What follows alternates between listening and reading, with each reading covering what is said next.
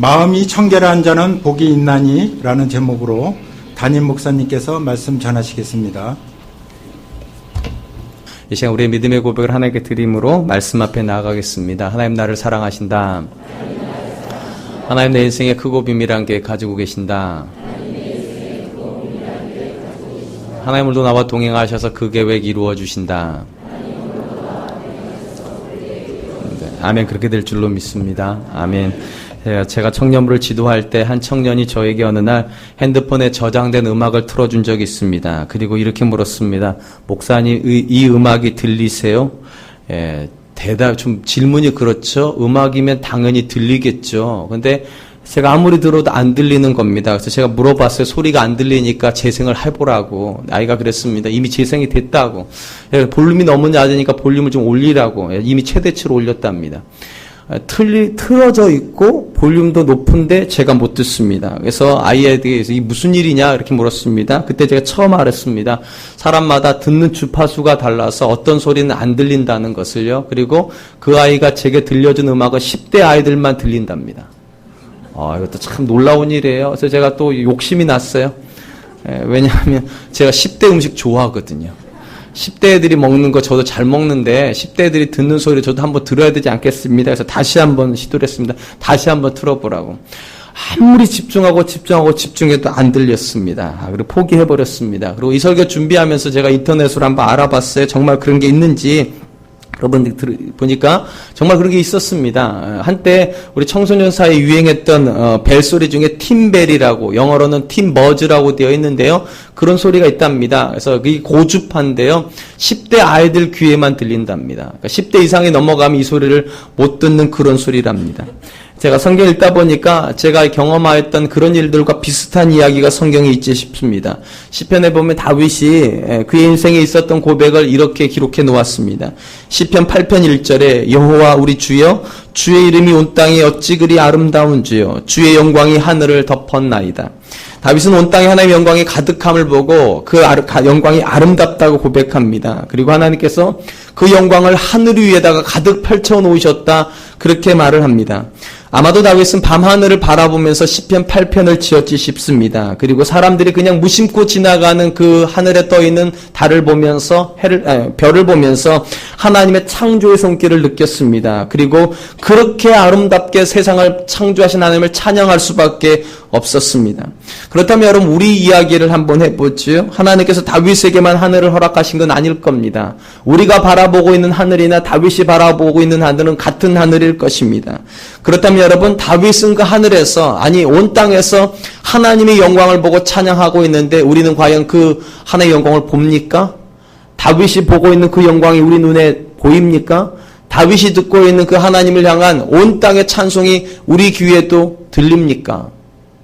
분명히 다윗은 본다고 찬양하고 들린다고 찬양하고 느낀다고 찬양하는데 이상하게 우리가 보고 있는 세상 속에는 하나님이 잘 안 보이는 것 같아요. 여러분은 잘 보이시는지 잘 모르겠지만 제가 잘 안 보여요. 여러분은 잘 들리시는 것 같지만 제 귀엔 잘 안 들립니다. 여러분은 잘 느끼신다고 생각할지 모르겠지만 전 잘 못 느끼는 것 같습니다. 그렇다면 여러분 어딘가 좀 이상하지 않습니까? 다윗은 본다고 그러는데, 다윗은 느낀다고 그러는데, 다윗은 들린다고 그러는데 왜 우리는 못 보고 못 듣고 못 느끼는 것일까요? 혹시 마음에 이런 생각이 드실지 모르겠어요. 다윗이 살던 시대에는 하늘이 깨끗했으니까. 더 달도 잘 보였을 거고 별들도 잘 보였을 텐데 우리는 지금 빌딩 숲에 살고 오염된 하늘을 바라보고 있으니까 하나님의 영광이 안 보이는 게 아닐까? 물론 그럴 수 있습니다. 근데 그것이 비단 자연에 대한 부분이란 그렇게 말씀할 수 있어요. 근데 여러분 다윗의 시편을 읽어보면 다윗은 세상 만물에서 자기 삶의 구석구석에서 하나님의 손길을 느끼고 있습니다. 여호와는 나의 목자라고요. 우리 눈에는 안 보이는 하나님이 그의 눈에는 확실히 보여요. 정말 목자처럼. 주의 지팡이와 막대기가 나를 안위하시나이다. 우리 눈에는 잘 안 보이는 주의 지팡이가 그의 눈에는 보여요. 그러니까 단순히 하늘의 별의 문제도 아니고 하늘의 달의 문제가 아니에요. 이 마음이 문제예요. 다윗에게는 이 마음이 열려 있어요. 그러니까 그의 삶의 구석구석에 있는 하나님이 보여요. 근데 우리에게는 이 마음이 문제가 좀 있지 싶어요. 로마서에 보면 하나님께서 하나님의 능력과 신성을 그분의 모든 피조물에 분명하게 두셨다 그렇게 말을 합니다. 로마서 1장 20절 창세로부터 그의 보이지 아니하는 것들 곧 그의 영원하신 능력과 신성이 그가 만드신 만물에 분명히 보여졌나니 그러므로 그들이 핑계하지 못할지니라. 하나님께서 이 땅에 있는 어떤 사람도 내가 하나님 못 봐서 못 믿었죠. 하나님 소리를 못 들어서 내가 못 믿었죠. 하나님 못 느껴서 못 믿었죠. 그런 말 못하도록 하나님의 영광과 하나님의 신성을 그의 모든 피조물에 부인할 수 없을 만큼 정확하게 놔두셨답니다. 근데 문제는 못 본다는 거죠. 문제는 못 듣는다는 거죠. 문제는 못 느낀다는 것이죠. 무엇에 문제가 있을까요? 오늘 본문이 그거에 대한 대답입니다. 8절에 이렇게 되어 있어요. 마음이 청결한 자는 복이 있나니 그들이 하나님을 볼 것이요. 그러니까 마음이 청결한 자에게 보이는 하나님이십니다. 마음이 청결한 자가 느끼는 하나님의 손길입니다. 근데 문제는 마음이 청결하지 않으니까 분명히 계신데 못 봐요. 마음이 청결하니까 분명히 말씀해 주시는데 못 들어요. 마음이 청결하지 못하니까 분명히 만져주시는데도 못 느껴요. 그러므로 여러분 오늘 본문 말씀에 예수님께서 우리에게 주신 말씀은 분명해요. 사람은 눈으로 하나님 보는 게 아닙니다. 마음으로 하나님을 봅니다. 사람은 귀로 하나님 음성을 듣는 게 아닙니다. 마음으로 듣습니다. 사람은 이 피부의 감촉으로 하나님을 느끼는 게 아닙니다. 마음으로 하나님을 느낍니다.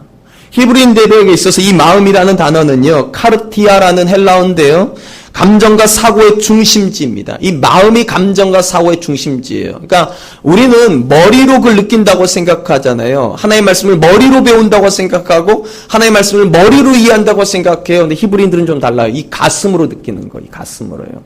그러니까 여기서 본문에서 마음이 청결하다고 말하는 것은 이 가슴 안에 있는 의지, 감정, 그리고 판단이 깨끗하다는 것입니다. 그것이 깨끗하면 하나님을 볼 것이다. 그리고 여기 말하는 이 하나님을 본다는 말은 하나님께서 이 땅 가운데 구체적으로 보여주시는 그분의 흔적들을 보게 된다는 겁니다. 그리고 그분의 손길을 느끼면서 우리가 그분을 보는 것처럼 살 것이고 그분의 음성을 들음으로 정말로 그분이 살아계시다는 걸 느끼면서 살게 될 거라는 것입니다.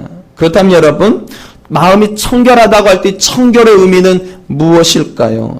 이 청결이라는 말의 문자적인 뜻은 깨끗한, 순수한 이런 뜻을 가지고 있습니다. 그래서 영어 성경에는 대부분의 성경이 다 이 단어를 pure라는 단어로 쓰고 있습니다. 깨끗하다라는 그런 뜻을 쓸 때 쓰는 단어이죠. 우리가 이 순수하다는 말의 의미를 생각할 때 좀 비교가 되는 단어가 있지 싶어요. 순진한이라는 단어입니다. 이 두 단어는요, 어딘가 외형적으로 비슷해요. 순진한 거나 순수한 거나 깨끗한 건 마찬가지예요. 근데 여러분, 차이가 좀 있어요. 순진한 상태는 어떤 상태입니까? 뭔가를 모를 때 깨끗한 거. 아무것도 몰라서 깨끗한 거. 아이들은 순진하기도 하고 순수하기도 하죠. 그래서 어른들한테 만약에 누군가가 여러분 보고 순진하시네 이러면 칭찬입니까? 그건 칭찬 아니에요.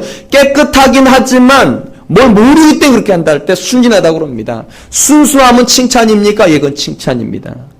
우리가 요즘 텔레비전이 많이 발달돼 가지고요, 과거보다 범죄에 대한 정보를 많이 얻습니다.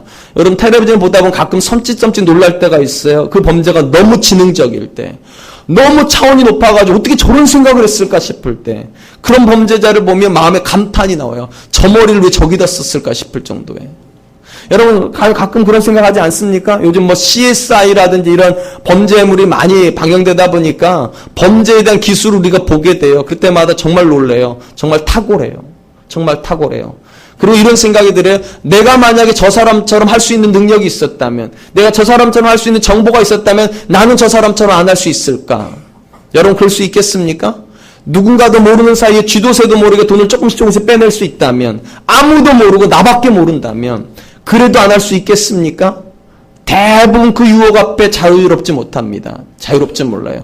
그렇기 때문에 우리는 지금 우리가 보고 있는 텔레비전 속에 그 범죄자가 되고 있지는 않지만 잠재적으로 그럴 가능성을 가지고 있어요. 그 정보만 주어지면, 그 능력만 주어지면 이 자리에 상당수가 그 길을 가게 될 겁니다. 근데 우리가 지금 안 가고 있는 이유는 뭐 때문입니까? 모르기 때문에요. 그걸 모르기 때문에요. 우리가 예전에 우리 어른들이 그런 얘기를 했어요. 늦게 배운 도둑질 밤새는 줄 모른다고. 늦게 배운 도둑질 밤새는 줄 모른다고. 이게 무슨 말입니까? 한때는 순진했던 사람인데 도둑질의 맛을 봤어요. 그리고 나니까 밤새는 줄도 모르고 도둑질한다는 거예요. 정말로 순진한 사람이었어요. 근데 어느 날 회사 돈을 조금씩 빼내는 능력을 배웠어요. 알게 됐어요. 사장님도 모르고 아무도 몰라요. 나밖에 몰라요. 그러니까 이게 밤새는 줄 몰라요. 한때는 분명히 순진한 사람이었어요. 그러므로 여러분, 순진은요, 무지하기 때문에 깨끗한 거예요. 뭘 모르기 때문에. 뭐 할 줄 모르니까 더럽혀질 일이 없어요. 근데 그 순진한 상태에 정보가 들어가고 능력이 들어가면 그 사람도 똑같아집니다. 그런 상태를 순진이라고 그럽니다. 그럼 순수는 무엇입니까? 순수도 역시 깨끗함에는 같아요. 근데 좀 달라요. 순수는요, 알지만 깨끗한 거예요. 그렇게 할 수 있음에도 불구하고 자기를 지키는 거예요. 얼마든지 그렇게 할 수 있는 능력도 있고 할 수 있는 힘이 있음에도 불구하고 그렇게 하지 않고 자기를 지켜내는 능력, 그것을 순수라고 그럽니다. 그러므로 순수한 사람이 범죄할 확률은 극히 작아요. 왜냐하면 몰라서 안 하는 게 아니니까. 힘이 없어서 그렇게 안 하는 거니까. 안 하는 게 아니니까. 여러분, 오늘 성경 본문에서 하나님께서 말씀하시는 마음이 청결하다고 하는 것은요, 순진한 상태를 말하지 않아요. 순수한 상태예요. 세상 사람들보다 영악하지 못해서 세상 사람들보다 못 사는 게 아닌데, 세상 사람들보다 더 세상의 이치도 밟고 얼마든지 돈 벌 수 있고 다른 사람을 해롭게 해서 내 유익을 증가시킬 수 있는 그런 힘이 있음에도 불구하고 자기를 지켜내는 능력, 그 상태를 순수한 상태라고 성경은 말하는 것입니다. 야고보서 1장 27절에 보니까 이런 말씀이 있어요. 하나님 아버지 앞에서 정결하고 더러움이 없는 경건. 이 정결이란 말이 오늘 말한 그 깨끗함이겠죠. 정결하고 더러움이 없는 경건은 곧 고아와 과부를 그 환난 중에 돌보고, 그 다음 중요한 말이 나옵니다. 또 자기를 지켜 새 속에 물들지 아니하는 그것이니라. 자기를 지켜 새 속에 물들지 않는 그것이니라. 그러니까 정결함의 본질이 뭡니까? 자기를 지켜내는 거라는 거예요. 세속으로부터 자기를 지켜내는 것, 그런 사람이 깨끗한 사람이 된다. 여러분, 이 본문 말씀을 유심히 읽다 보면 크리스찬이 가지는 경건이라는 게 참 쉽지가 않다는 걸 느끼게 됩니다. 만약에 하나님께서 우리에게요, 경건이라고 하는 것, 깨끗함이라고 하는 것은 세속을 등지는 거다, 산속으로 들어가는 거다, 그럼 좀 쉬웠을지 모르겠어요. 그렇지 않겠습니까? 물론 이 자리에 세속을 등지기가 쉽지 않다고 생각하는 분도 계시지만, 정말 끝장까지 가보면 정말로 하나님을 잘 섬기기 위해서 세상을 등지고 산으로 들어가야 된다면 이 자리에 많은 분들이 그렇게 하실 수 있을 거예요. 근데 하나님께서 뭐라고 말씀하십니까? 경건은 세속을 등지는 것이 아니라 세상 속에 살면서 세상에 물들지 않는 거다. 이거 정말로 어려워요. 여러분, 직장생활 똑같이 하다 보면 나쁜 정보도 듣게 되고요, 때로는 내가 유익하기 위해서 불법도 저질러야 되는 것이 세상의 이치 아니겠습니까? 그게 우리가 다 보고 있는데, 세상 모든 사람이 다 그렇게 하는데 나는 그렇게 하지 않는다는 게 쉽겠습니까? 차라리 세상 등지고, 세상을 모르니까 순진하는 거 쉽지, 세상을 다 아는데 세상에 물들지 않는 순수는 정말로 어려울 겁니다. 여러분, 목사님들이 산속에서 목회하면 돈 막 모르겠죠? 아니에요? 오늘 분위기가 별로 안 좋으시네요. 제 말귀를 잘 못 알아들으시나 봐요.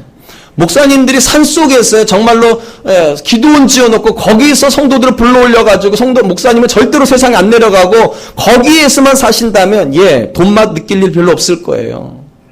권력용 느낄 일 별로 없을 거예요. 명예용 느낄 일 별로 없을 거예요. 근데 하나님께서 교회를 산속에다 세우지 않았어요. 세상에다 세워놓으셨어요. 그리고 이렇게 말씀하시잖아요. 너희가 세상의 소금이라고, 세상의 빛이라고. 산속의 소금이면 쉬울 거예요. 산속에 비치면 쉬울 거예요. 근데 세상이에요. 그들이 알고 있는 똑같은 죄가 있는 세상이에요. 우리도 다 아는 그 죄예요. 지으면 유익이 있는 그 죄예요. 근데도 하나님 뭐라 말씀하십니까? 자기를 지켜 세속에 물들지 않는 것이 깨끗함이고 그것이 참된 경건이다. 이렇게 볼 때 사실은 그래요. 불교도들이 경건하기가 더 쉬워요, 사실은요.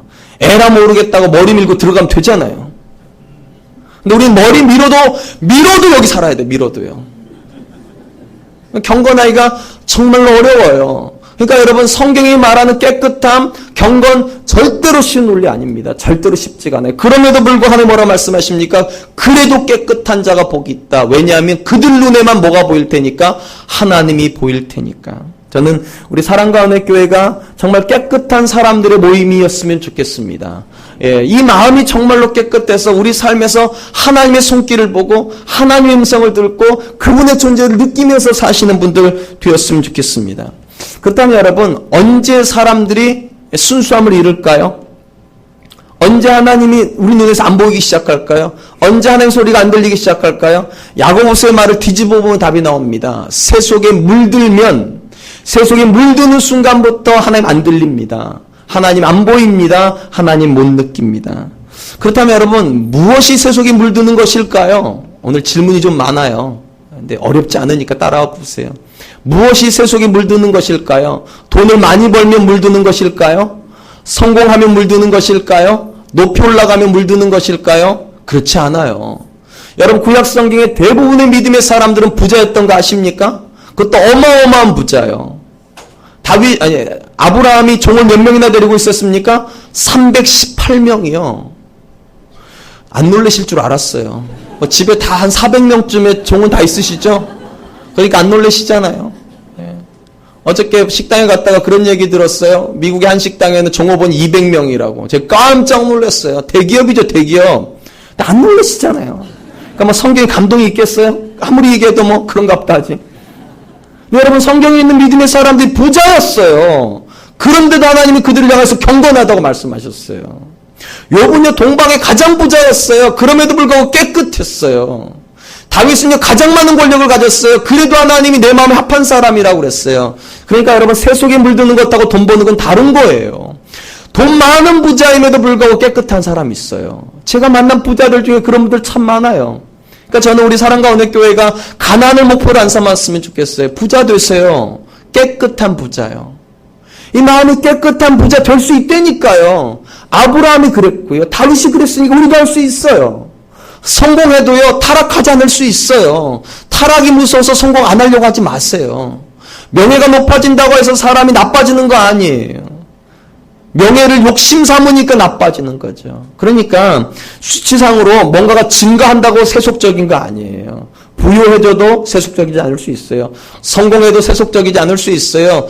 그리고 높이 올라가도 세속적이지 않을 수 있어요. 근데요, 가난해도 세속적일 수 있어요.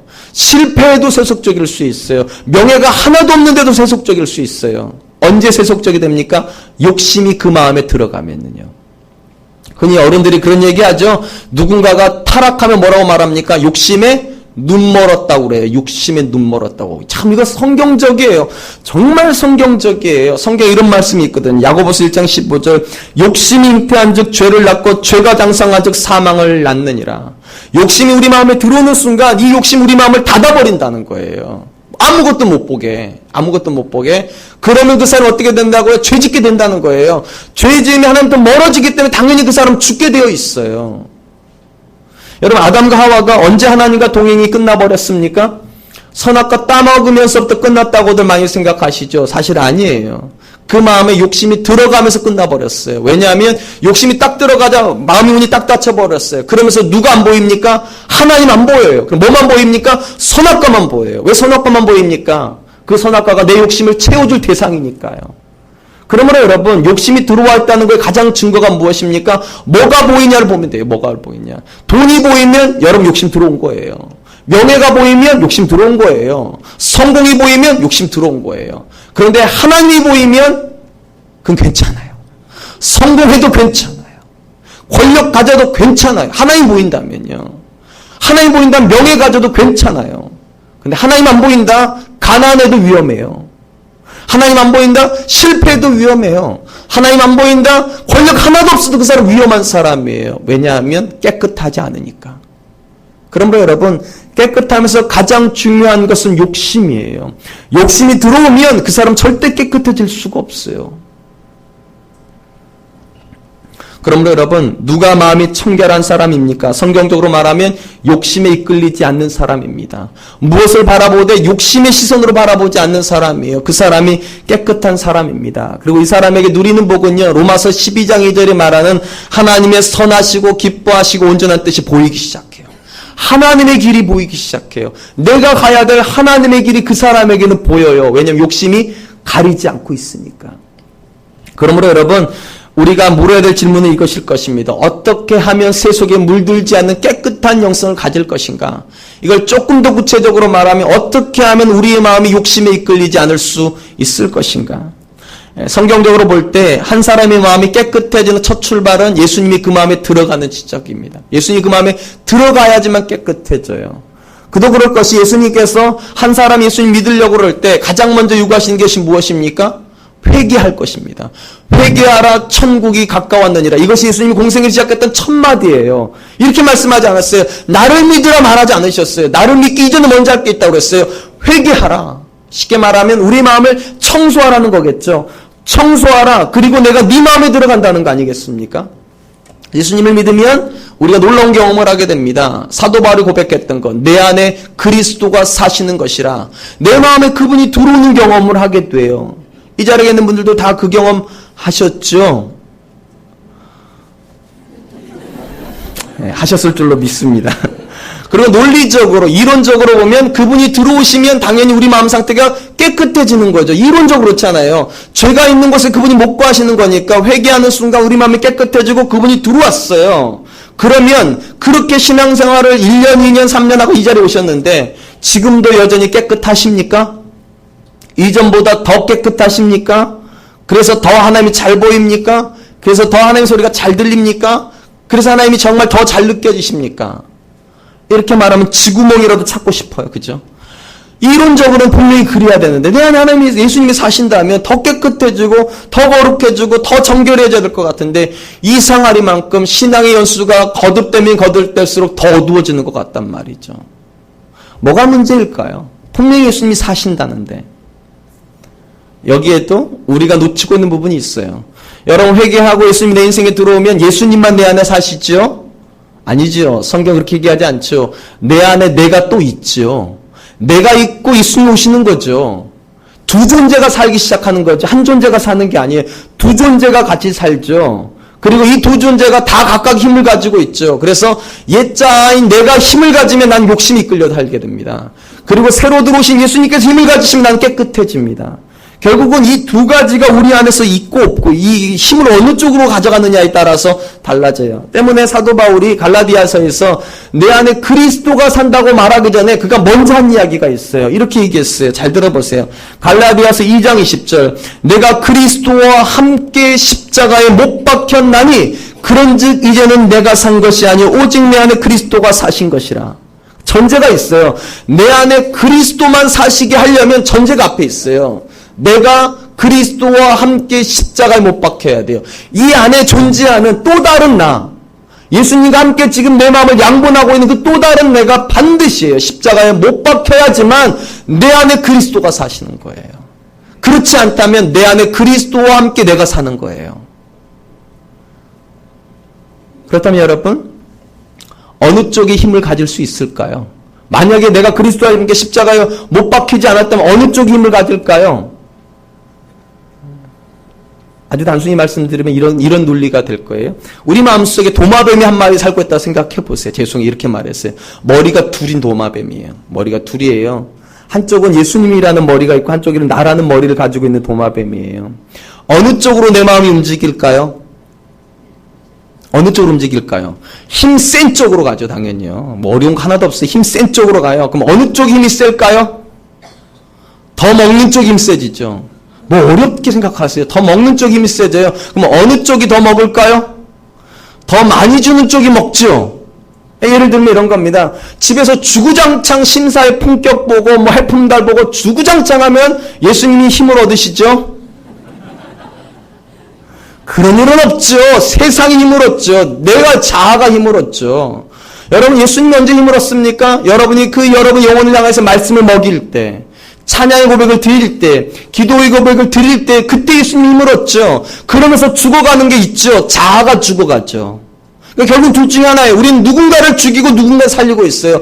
예수님을 죽이거나 나를 죽이거나예요. 그리고 죽은 쪽으로는 안 움직여요. 마음이요. 산 쪽으로만 움직여요. 그러면 여러분 아주 간단하죠. 여러분의 삶이 어디로 가느냐가 결국은 어느 쪽에다가 힘을 주고 있느냐예요. 어느 쪽에다가. 여러분이 만약에 예수님에게 힘을 주고 있다면 예수님이 원하는 방향으로 마음이 움직일 거예요. 그리고 그 사람은 마음이 깨끗한 사람이에요, 분명히요. 근데 이 생활이만큼 나는 마음은 원인데 원대로 되지 않고 자꾸만 이쪽으로 간다. 나의 자아가 원한 쪽으로 간다. 마음은 원일지 몰라도 여러분이 공급을 이쪽으로만 계속하고 있는 거예요. 마음으로는 원할 뿐이지 여러분의 채널이 끊임없이 세상적인 걸 쫓아가고 있어요. 텔레비전을 쫓아가고. 세상의 권력을 쫓아가고 있어요. 그러면 여러분 절대로예요. 내 안에 그리스도가 못 살아요.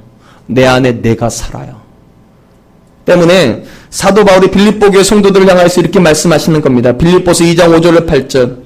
너희 안에 이 마음을 품으라. 곧 그리스도 예수의 마음이니 그는 근본 하나님의 본체시나 하나님과 동등됨을 취할 것으로 여기지 아니하시고 오히려 자기를 비워 종의 형체를 가지사 사람들과 같이 되셨고 사람의 마음으로 나타나서 자기를 낮추시고 죽기까지 복종하셨으니 곧 십자가에 죽으심이라. 사도 바울이 성도들 향해서 너희 안에 그리스도의 마음을 품으라. 왜 그렇게 얘기하는 겁니까? 우리 안에요. 그리스도의 마음을 품지 않으려고 하는 존재가 있기 때문이에요. 내 마음을 품으려고 하는 존재가 있어요, 내 안에. 그러니까 사도 바울이 하는 말이 그거예요. 그들에게 마음 뺏기지 말고 네 마음에다가 끊임없이 그리스도의 마음을 심어주라는 거예요. 그럼 누가 힘을 얻을까요? 내 안에 계신 그리스도가 힘을 얻겠죠. 그렇게 당연한 거 아니겠습니까? 그리스도가 힘을 얻으면 내 자아는 당연히 죽겠죠. 죽는 그 상태를 향해서 그리스도와 함께 십자가에 못 박겠다는 것입니다. 그러므로 여러분 그리스도와 함께 십자가에 못 박겠다는 말이나 그리스도의 마음을 품는다는 말은 같은 말이에요. 같은 말이에요. 그리스도의 마음을 품으면 나는 죽게 되어 있어요. 그러므로 여러분 우리가 정말로 마음이 깨끗하여서 하나님 보기를 원하십니까? 여러분의 마음이 그리스도의 마음이 되어야 됩니다. 그러면 하나님 보게 되어 있습니다. 그리스도의 마음인데 욕심 있는 마음이 있을 수 없어요. 왜냐하면 오늘 본 말씀, 제가 읽어드린 말씀해 보니까 그리스도의 마음의 본질이 무엇입니까? 자기를 주장하는 겁니까? 자기를 비우는 겁니까? 자기를 비우는 거예요. 다시 한번 잘 들어보세요. 너희 안에 이 마음을 품으라. 곧 그리스도 예수의 마음이니 그는 근본 하나님의 본체시나 하나님과 동등됨을 취할 것으로 여기지 아니하시고 오히려 자기를 비워 종의 형체를 가지사 사람과 같이 되셨고. 여러분 바울이 이렇게 얘기합니다. 예수님이 어떤 분이시냐? 그분은 하나님의 본체시다. 쉽게 말하면 그분이 하나님이시라는 거예요. 그분이요. 그분도 하나님이시라는 거예요. 또한. 여러분 창세기 보면 창세기 1장 1절에 이렇게 시작되죠. 태초에 하나님이 천지를 창조하시니라. 거기에 하나님이라는 단어가요. 엘로힘이란 단어입니다. 히브리어로요. 이 엘로힘이란 단어는 단수일까요? 복수일까요? 질문이 아주 쉬워요. 조금만 생각하면 의도를 분명히 알 수 있어요. 예, 자, 이 단어는 단수일까요? 복수일까요? 복수예요. 복수예요. 이게 단어가 복수라는 거 어렵지도 않게 알 수 있는 게 있어요. 1장 26절 똑같은 하나님 이렇게 말씀하세요.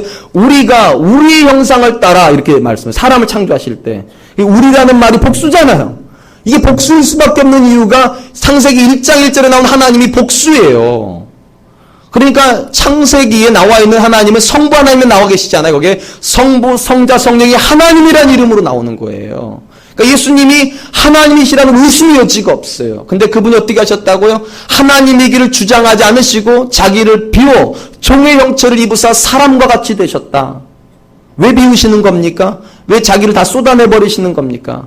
이건 사실 논리적으로 불가능한 일이에요. 왜냐하면 하나님이요 피조물을 창조하셨는데 하나님이 자기가 창조한 피조물이 된다. 이건 말이 안 되는 거예요. 근데 그분이 그 말이 안 되는 일을 하셨대요. 뭐 하려고요? 하나님의 뜻을 이루려고요. 하나님의 뜻을 이루려고요. 그러므로 여러분 예수 그리스도를 본받음으로 우리 마음이 청결해진다는 거 할 때 가장 중요한 개념은 이것입니다. 우리 마음이 그분을 닮아야 됩니다. 그래야 마음이 깨끗해져요. 욕심에 의해서 자기를 주장하면 절대로 깨끗해질 수가 없어요. 예수님처럼 자기를 비워야지만 너희 안에 이 마음을 품으라 할 때 그리스도 예수의 마음을 우리가 품어야지만 반드시입니다. 우리 마음이 깨끗해집니다. 그리고 깨끗해져야지만 그분 눈에 하나님이 보이십니다. 그렇다면 여러분 한번 곰곰이 생각해 보세요. 여러분은 자기를 비우고 계십니까? 여러분은 자기를 부정하고 계십니까? 하나님께서 우리에게 배우자를 짝지어 주셨죠? 그죠? 아니에요? 제가 요즘 이게 좀 불행이다고 생각돼요. 예전에 우리 조상들은 하나님 믿지도 않음에도 불구하고 천생연분이란 말을 썼어요. 그죠? 하늘이 맺어주는 짝이라고 그랬잖아요. 그죠? 아니에요? 그랬어요. 예전에는 하늘이 맺어줬어요. 요즘은 듀오가 맺어줘요. 듀오가. 하나님이 안 맺어줘요. 하늘이 안 맺어줘요. 사람이 맺어줘요. 그러다 보니까 너무 쉽게 깨져요. 사람이 맺어주니까. 근데 적어도 우리는 누가 맺어준다고 믿습니까? 하나님이에요. 나를 만드실 때 내 배우자를 생각하면서 나를 만드셨다고 우리는 그렇게 믿어요. 그죠? 그럼 여러분, 하나님이 만들어주신 그 배우자 속에서 하나님 보고 계십니까, 지금? 적어도 하나님이 맺어주셨다면 우리 결혼 생활에 하나님 보여야 되는 거 아닙니까? 하나님 맺어주셨는데. 어제 제가 우리 나기정 집사님 따님 결혼식 다녀왔어요. 제 아내랑 같이 갔다 왔어요. 저는 제 아내랑 같이 결혼식 가면은 신부 안 보고 제 아내 봐요. 아니, 제 아내가 이뻐서 보는 게 아니라 다시 생각을 다시 해보는 거예요. 저는 언제나 그런 생각을 해요. 인생 중에 가장 하나님의 섭리를 잘 믿을 때가 언제냐? 결혼식 그 앞에 섰을 때 아닙니까? 적어도 그때만큼 이런 거 아닙니까? 하나님이 내게 이 배우자 주셨다. 적어도 그때만큼은 가장 신앙이 좋은 때 아니에요? 그죠? 그렇게 제가 제 아내를 만났어요, 저도요. 그 앞에 서가지고 하나님 앞에서 감격으로 결혼 생활 시작해서 15년 지금 살아요. 지금도 제 아내를 보면서 하나님 주신 배우자로 생각할까요?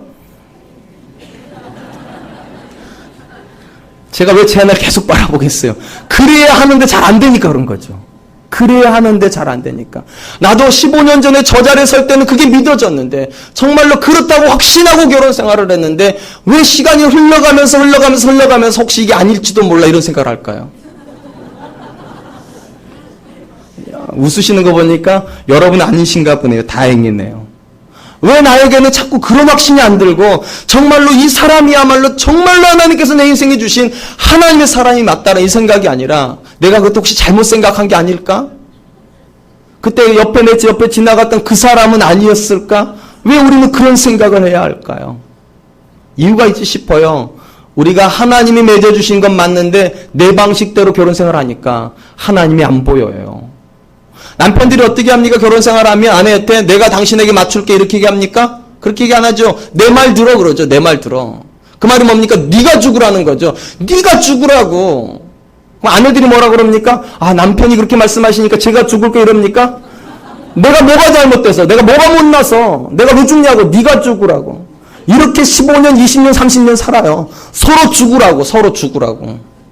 그러니 하나님이 안 보이죠. 하나님 안 보이죠. 왜냐하면 너희 안에 이 마음을 품으라 할 때 그 예수님의 마음은 자기가 죽으신 거거든요. 자기를 비워낸 마음이거든요. 절대로 남의 마음을 비우려고 하지 않았단 말이에요. 성부 하나님께서 예수님에게 네가 내려가라고 할 때 성부 하나님께 이러셨습니까? 성부 하나님 내려가시라고. 그랬으면 구원 역사가 없다니까요. 자기를 비우셨어요. 자기를요. 그러므로 여러분의 부부 생활을 보면서 여러분 자녀가 하나님 보기를 원하십니까? 남편 비우려고 하지 마시고 여러분 먼저 비우세요. 아내 비우려고 하지 마시고 여러분 먼저 비우세요. 아내 보고 죽으라고 하지 마시고 남편 보고 죽으라고 하지 마시고 여러분이 죽으세요. 그러면 그것이 깨끗해집니다. 내가 살려고 하니까 탁해져요. 내가 살려고 하니까 욕심부려요. 그러니까 부부생활을 하면 할수록 하나님이 안 보여지고 이상하게 자꾸 후회만 생겨요. 이게 아니지 않을까? 그래서 저는 이 자리에 계신 우리 어르신들한테 정말 축원드려요. 결혼식 자주 가세요. 자주 가서 다시 한번 생각해 보세요. 그 순간 여러분이 10여 년 전에, 20여 년 전에, 30년 전에 그 앞에 섰을 때 여러분 분명히 그렇게 생각하면 결혼했을 거예요. 하나님이 짝 주신 배우자라고. 하나님이 내게 주신 배우자라고. 근데 내가 그렇게 지금 못 살고 있다면 여러분이 결혼 생활 하신 거예요. 여러분 안에 사신 그리스도가 결혼 생활 하신 게 아니에요. 여러분 안에 그리스도가 결혼 생활 하셨다면 10년, 20년, 30년 지나면 더 구체적으로 고백하게 될 거예요.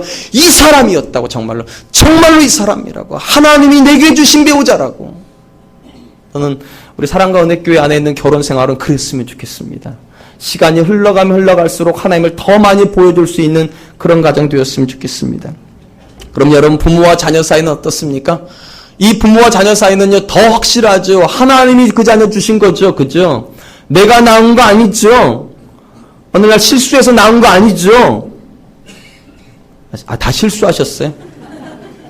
아니죠. 정말로 하나님께서 나와 내 자녀를 정말로 하나님이 맺어주신 거죠. 그러니까 하는 행동이 나 닮아 있잖아요. 하나님이 주신 아이니까. 근데 여러분 한번 생각해 보세요. 여러분과 여러분 자녀는 정말 하나님을 느끼면서 부모와 자녀 사이를 지내고 있습니까? 제가 요즘 자꾸만 드는 생각일 거예요. 요즘 한국 사회 부모와 자녀는요, 마지막 경계선에서 왔다 갔다 하고 있는 것 같아요. 깨질까 말까, 깨질까 말까. 남의 이야기가 아니에요. 우리 집 얘기예요. 우리 집 얘기. 우리 아이가 중학교 2학년입니다. 중2병이라는 거 아세요? 중2병이라고. 전염병보다 무서운 병이에요. 중2병 걸리면 아무 소리도 안 들어요. 천상천하 유아 독전이에요. 우리 아이가 그래요. 저랑 제 아내가 아주 힘들어 죽겠어요. 이 마지막에 왔다리 갔다 왔다리 갔다. 이게 사람인 것 같기도 하고 아닌 것 같기도 하고 이 집가루를 해야 되니까 상당히 힘들어요. 근데 여러분 솔직히 말씀드리면 저랑 제 아내가 욕심만 안 부리면 그 아이 행복합니다. 사실은요. 욕심만 안 부리면. 그거 잘 알아요. 그런데도 자꾸만 욕심